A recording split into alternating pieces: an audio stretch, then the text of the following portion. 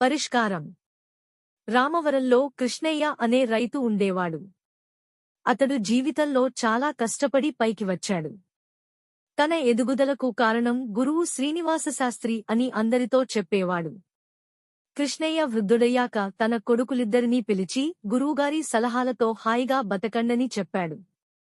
కృష్ణయ్య చనిపోయాక అతడి ఇద్దరు కొడుకులు గురువు దగ్గరకు వెళ్లారు.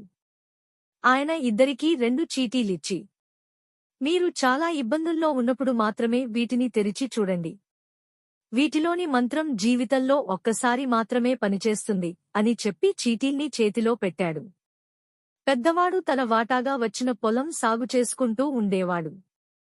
ఎప్పుడైనా కష్టం వచ్చినప్పుడు గురువు ఇచ్చిన చీటీ తెరిచి చూడాలని అనుకునేవాడు.